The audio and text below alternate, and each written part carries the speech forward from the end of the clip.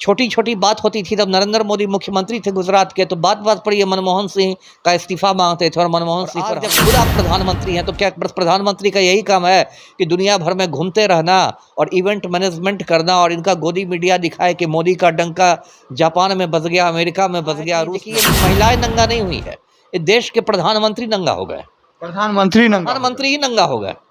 महिलाएं तो कहने के लिए नंगा हुई हैं, लेकिन असल में इस देश का प्रधानमंत्री नंगा हुआ है। और 100 साल बाद भी जब हिंदुस्तान का इतिहास लिखा जाएगा तो उस इतिहास की किताब में जिक्र रहेगा कि उस समय प्रधानमंत्री नरेंद्र मोदी मणिपुर की हिंसा के मुद्दे पर नंगा हो गए थे। मई के महीने से गृह युद्ध की स्थिति बनी हुई है मैती और कुकी लोगों के बीच में, और उस मतलब हिंसा में अब तक सैकड़ों लोग मारे जा चुके हैं, हजारों लोग। इस बात पर शर्मिंदा हो कि इस देश को एक ऐसा नकारा प्रधानमंत्री मिला है जो ऊंची ऊंची बातें करता है, और अब तक बताइए एक बार मणिपुर झांकने भी नहीं गए हैं मोदी जी।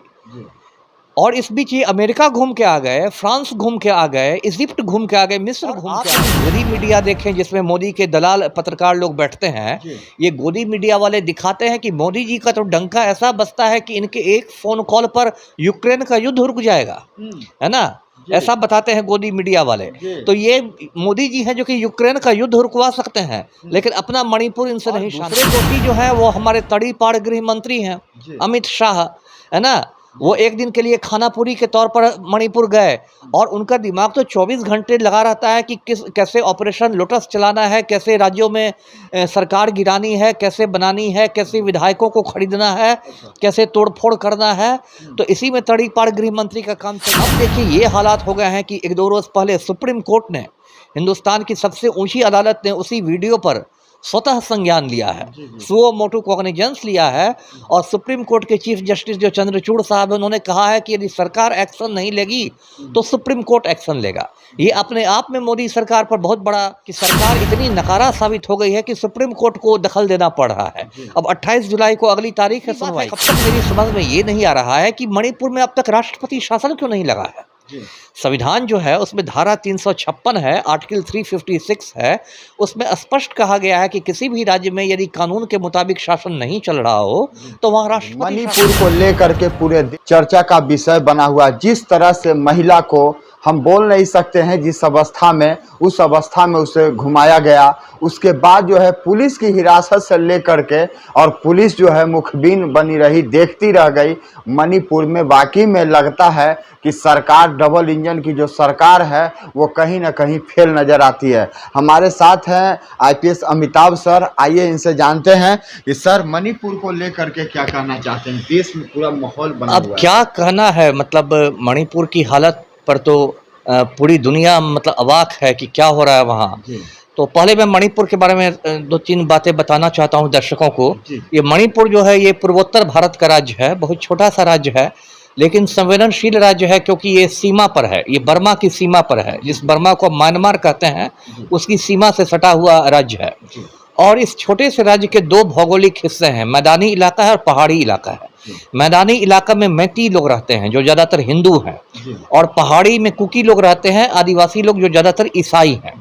तो अभी 3 महीने से वहाँ बिल्कुल गृह युद्ध की स्थिति बनी। महीने से? जी, मई के महीने से गृह युद्ध की स्थिति बनी हुई है मैती और कुकी लोगों के बीच में। और उस मतलब हिंसा में अब तक सैकड़ों लोग मारे जा चुके हैं, हजारों लोग बेघर हो चुके हैं, और मतलब समझिए कि बहुत ही खराब स्थिति है वहां पर। तो इतने दिन से लोग सोए हुए थे क्या सर, खामोश क्यों थे? अब ये बात तो आप नरेंद्र मोदी से ना पूछिए, जिनका सीना 56 इंच का है, उनसे ना पूछिए जाके। अभी एक वीडियो वायरल हुआ है, पूरी दुनिया उससे हिल गई है, जैसा आपने कहा, उसमें 2 महिलाओं के कपड़े उतार कर उनको घुमाया जा रहा है और बदतमीजी की जा रही है। और बताइए, मैं तो इस बात पर शर्मिंदा हूँ कि इस देश को एक ऐसा नकारा प्रधानमंत्री मिला है जो ऊंची ऊंची बातें करता है, और अब तक बताइए एक बार मणिपुर झांकने भी नहीं गए हैं मोदी जी। और इस बीच ये अमेरिका घूम के आ गए, फ्रांस घूम के आ गए, इजिप्ट घूम के आ गए, मिस्र घूम के आ गए, और मणिपुर एक बार झांकने भी नहीं गए हैं मोदी जी। देश में आग लगी हुई है, विदेशों की सैर कर रहे हैं। जी, और आप यदि गोदी मीडिया देखें जिसमें मोदी के दलाल पत्रकार लोग बैठते हैं, ये गोदी मीडिया वाले दिखाते हैं कि मोदी जी का तो डंका ऐसा बजता है कि इनके एक फोन कॉल पर यूक्रेन का युद्ध रुक जाएगा, है ना, ऐसा बताते हैं गोदी मीडिया वाले। तो ये मोदी जी हैं जो कि यूक्रेन का युद्ध रुकवा सकते हैं, लेकिन अपना मणिपुर इनसे नहीं शांत हो पा रहा है। और दूसरे दोषी जो है वो हमारे तड़ीपार गृह मंत्री हैं अमित शाह, है ना। वो एक दिन के लिए खानापुरी के तौर पर मणिपुर गए और उनका दिमाग तो 24 घंटे लगा रहता है कि कैसे ऑपरेशन लोटस चलाना है, कैसे राज्यों में सरकार गिरानी है, कैसे बनानी है, कैसे विधायकों को खरीदना है, कैसे तोड़फोड़ करना है। तो इसी में तड़ीपार गृह मंत्री का काम चलता है। तो जब प्रधानमंत्री और गृह मंत्री दोनों ही बिल्कुल मतलब निष्क्रिय हो जाएंगे, नकारा हो जाएंगे, तो बताइए मणिपुर को कैसे कौन बचाएगा। अब देखिए ये हालात हो गए हैं कि एक दो रोज पहले सुप्रीम कोर्ट ने, हिंदुस्तान की सबसे ऊंची अदालत ने उसी वीडियो पर स्वतः संज्ञान लिया है, सुओ मोटो कॉग्निजेंस लिया है। और सुप्रीम कोर्ट के चीफ जस्टिस जो चंद्रचूड़ साहब, उन्होंने कहा है कि यदि सरकार एक्शन नहीं लेगी तो सुप्रीम कोर्ट एक्शन लेगा। ये अपने आप में मोदी सरकार पर बहुत बड़ा तमाचा है कि सरकार इतनी नकारा साबित हो गई है कि सुप्रीम कोर्ट को दखल देना पड़ रहा है। अब 28 जुलाई को अगली तारीख है सुनवाई की। दूसरी बात है, अब तक मेरी समझ में ये नहीं आ रहा है कि मणिपुर में अब तक राष्ट्रपति शासन क्यों नहीं लगा है। संविधान जो है उसमें धारा 356 है, आर्टिकल 356 है, उसमें स्पष्ट कहा गया है कि किसी भी राज्य में यदि कानून के मुताबिक शासन नहीं चल रहा हो तो वहां राष्ट्रपति शासन लगे। तो मणिपुर में 3 महीने से वहां बिल्कुल मतलब बेकाबू हालात हैं। तो वहां तो परफेक्ट केस है, वहां पर जो अभी सरकार है, बीरेन्द्र सिंह की सरकार है, उसको बर्खास्त करके राष्ट्रपति शासन लगाने का। लगातार 3 महीना से वहां पर दंगे हो रहे हैं, फसाद हो रहे हैं, मारपीट हो रहा है, नेट कटा हुआ है। नेट कटने के कारण जो है वो 4 तारीख को नेट आता है, तब जाकर के ये वीडियो वायरल होता है। कहीं ना कहीं तो राष्ट्रपति शासन की जरूरत है। बिल्कुल। जो तो अब मैं देख रहा था वहां की राज्यपाल है, महिला राज्यपाल है वहां, अनुसुईया उइके, उनका मैं इंटरव्यू दे रहा था। वो महिला राज्यपाल अनुसुईया कह रही हैं कि आज तक मैंने जिंदगी में ऐसी हिंसा नहीं देखी। तो वो बस बोल क्यों रही हैं? उनको तो राज्यपाल हैं, वो केंद्र की वहां प्रतिनिधि हैं, उनको तो राष्ट्रपति को भेजना चाहिए, मतलब रिपोर्ट भेजना चाहिए कि भाई यहाँ पर ऐसे हालात हो गए हैं, राष्ट्रपति शासन लगाया जाए। तो डबल इंजन की सरकार क्या कर रही है वहां? कुछ नहीं कर रही है, लूट रही है। जो कि मतलब ये लोग तो जहां पर भी जाते हैं वहां, ये मोदी जी पहले चाय बेचते थे, अब देश बेचते हैं, इनको तो कोई मतलब नहीं। अब देखिए ये कितनी बड़ी बात है, ये मोदी जी बेटी बढ़ाओ, बेटी बचाओ, बेटी पढ़ाओ का नारा देते हैं और यहाँ बेटियों के साथ ये हो रहा है। और इसके लिए कौन दोषी है? मणिपुर में जो भी हालात हुए हैं उसके लिए एक आदमी यदि दोषी है तो नरेंद्र मोदी है। मैं दर्शकों को याद दिलाऊं कि पिछले साल गुजरात में बिल्किस बानो के 11 बलात्कारियों को मोदी सरकार ने रिहा कर दिया। 11 बलात्कारियों को? जी, और ये कहकर रिहा किया कि ये संस्कारी बलात्कारी है। बताइए, बलात्कारी भी संस्कारी होते हैं क्या? वो आप मोदी जी से पूछिए ना। मैंने भी पहली बार ही सुना है कि ये संस्कारी बलात्कारी हैं। और ये कहकर बिल्किस बानो, अभी उस केस में सुप्रीम कोर्ट में सुनवाई चल रही है, बिल्किस बानो के 11 बलात्कारियों को रिहा कर दिया गया। वो बलात्कारी जेल से आए, उनको फूल मालाएं पहनकर उनका स्वागत किया गया। तो ये इस देश में आप बलात्कार कीजिए, जेल जाइए और बाहर आइए तो आपका फूल माला से स्वागत होगा, यानी सरकार ने छूट दे रखी है। सोचिए क्या हिंदुस्तान पहुंच गया है, किस जगह पहुंच गया है। और तब मोदी जी कहते हैं अच्छे दिन आ गए, अमृत काल आ गया, हम विश्व गुरु बन गए। अरे कौन बात के विश्व गुरु बन गए? दूसरा मामला महिला पहलवानों का है। अभी आपने देखा, पूरी दुनिया ने देखा, जंतर मंतर पर महिला पहलवान धरना दिए बैठी हुई थी। एक भाजपा का सांसद है ब्रजभूषण शरण सिंह, गुंडा है, मवाली है, लुच्चा है, लफंगा है, महिला पहलवानों की छाती दबाते घूमता है, महिला पहलवानों का टी शर्ट उठाते घूमता है।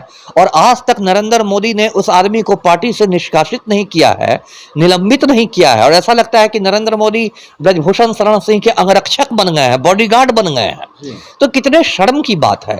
और इस तरह का जो प्रधानमंत्री का महिला विरोधी रवैया है, इसी वजह से पूरे देश भर में गुंडे मवालियों को मतलब उनके हौसले बुलंद हो गए हैं। और ये जो मणिपुर की घटना हुई है उसके बाद वहां के मुख्यमंत्री का बयान आया कि ऐसी सैकड़ों घटनाएं हुई हैं राज्य में। बताइए, यानी कि आप जानबूझ करके इस तरह के घटना करवा रहे हैं? बताइए ना, मुख्यमंत्री खुद बोल रहा है वहां का कि इस तरह की सैकड़ों घटनाएं हुई है, तो आपकी मर्जी से। तो मुख्यमंत्री क्या कर रहे हैं? उनमें तो शर्म हया रहती तो वो इस्तीफा देके चले जाते। जब राहुल गांधी मणिपुर गए तो इसी मुख्यमंत्री ने इस्तीफा देने का ड्रामा किया, बोले कि मैं जा रहा हूं राज्यपाल को इस्तीफा देने। और उसके बाद एक महिला ने मुख्यमंत्री के हाथ से इस्तीफा लेके फाड़ दिया। तो मुख्यमंत्री बोलते अब मैं कैसे इस्तीफा दूंगा? बताइए क्या नौटंकी चल रही है इस देश में। तो कुल मिलाकर देखिए, अब जो भी थोड़ी बहुत हम लोग को उम्मीद रही है, वो उम्मीद देश को सुप्रीम कोर्ट ऑफ इंडिया से है, सर्वोच्च न्यायालय से है। प्रधानमंत्री तो कुछ होगा, मणिपुर जाएंगे नहीं, उनको तो गौतम अडानी को ही देश बेचने से फुर्सत नहीं है मोदी जी को। और ये क्या हो रहा है, तो पूरा पूरा देश शर्मसार है, पूरी दुनिया के आगे हम शर्मिंदा हो गए हैं। अभी प्रधानमंत्री का जो बयान आया वो भी तब आया जब सुप्रीम कोर्ट ने कॉग्निजेंस लिया। उसमें से प्रधानमंत्री ने मणिपुर के साथ छत्तीसगढ़, राजस्थान सबको जोड़ दिया, क्योंकि वहां कांग्रेस की सरकारें हैं, तो वहां भी प्रधानमंत्री अपना पॉलिटिक्स करने लगे। तो जो कुछ हो रहा है वो बहुत, मतलब मैं यही कहूंगा कि बहुत शर्मनाक स्थिति है। और मणिपुर से पूरे देशवासियों को माफी मांगनी चाहिए कि हमने मणिपुर की बेटियों का क्या हाल बना के रखा है। जी, अच्छा, वहाँ पुलिस की क्या गतिविधि है सर? पुलिस के सामने भीड़ खींच लेती है, उसके बाद FIR नहीं होता है, उसके परिवार को मार दिया जाता है। देखिए पुलिस का क्या हाल है, पूरे हिंदुस्तान में एक ही हाल है, चाहे वो सिपाही हो, हवलदार हो या IPS ऑफिसर हो। पुलिस पर इतना ज्यादा राजनीतिक दबाव रहता है कि पुलिस कठपुतली बन गई है। अब मणिपुर में भी जो भी IPS होंगे, मेरे भी कुछ बैचमेट्स वहां पर हैं, जो भी IPS होंगे वो तो मुख्यमंत्री का चेहरा देखते होंगे, है ना, मुख्यमंत्री को खुश करने के लिए काम करते होंगे, जिससे उनका ट्रांसफर, पोस्टिंग, प्रमोशन सब होता रहे ठीक से। तो इसलिए और जो लोकल पुलिस है वो लोकल पुलिस खुद मतलब बट गई है, खुद वो मतलब गुटबंदी में बट गई है। मैती और कुकी का यदि गृह युद्ध हो रहा है तो बहुत सारे पुलिस वाले मैती समुदाय के हैं, बहुत लोग कुकी समुदाय के हैं, तो वो पुलिस वाले आपस में ही खेमेबंदी कर रहे हैं। देखिए कायदे से होना चाहिए था कि मणिपुर में राष्ट्रपति शासन लगता और मणिपुर को सेना के हवाले कर दिया जाता। सेना तो बाहर से आती, वो तो स्थानीय पुलिस रहती नहीं, तो वो न्यूट्रल होके काम करती, तटस्थ होके काम करती, और वहां सेना का फ्लैग मार्च निकलता, शूट एट साइट ऑर्डर्स होते, उपद्रवियों को देखते ही गोली मार दी जाती, तो 24 घंटे में मणिपुर शांत हो जाता। लेकिन ये तो हम लोग इतिहास में पढ़ते थे कि रोम जल रहा था और नीरो बंशी बजाता था, तो मणिपुर जल रहा है और हमारे नरेंद्र मोदी जी 56 इंच का सीना लेके बंशी बजा रहे हैं। छोटी छोटी बात होती थी तब नरेंद्र मोदी मुख्यमंत्री थे गुजरात के, तो बात बात पर ये मनमोहन सिंह का इस्तीफा मांगते थे और मनमोहन सिंह पर हमले करते थे। और आज जब खुद आप प्रधानमंत्री हैं तो क्या प्रधानमंत्री का यही काम है कि दुनिया भर में घूमते रहना और इवेंट मैनेजमेंट करना और इनका गोदी मीडिया दिखाए कि मोदी का डंका जापान में बस गया, अमेरिका में बस गया, रूस में बस गया और देश में बेटियां नंगा हो रही है। आप खुद देखिए तो देश, इसलिए मैंने तो पहले भी कई इंटरव्यू में कहा है कि देखिए महिलाएं नंगा नहीं हुई है, ये देश के प्रधानमंत्री नंगा हो गए, प्रधानमंत्री ही नंगा हो गए। महिलाएं तो कहने के लिए नंगा हुई हैं, लेकिन असल में इस देश का प्रधानमंत्री नंगा हुआ है। और 100 साल बाद भी जब हिंदुस्तान का इतिहास लिखा जाएगा तो उस इतिहास की किताब में जिक्र रहेगा कि उस समय प्रधानमंत्री नरेंद्र मोदी मणिपुर की हिंसा के मुद्दे पर नंगा हो गए थे। जी, तो हमारे साथ थे अमिताभ सर, जिन्होंने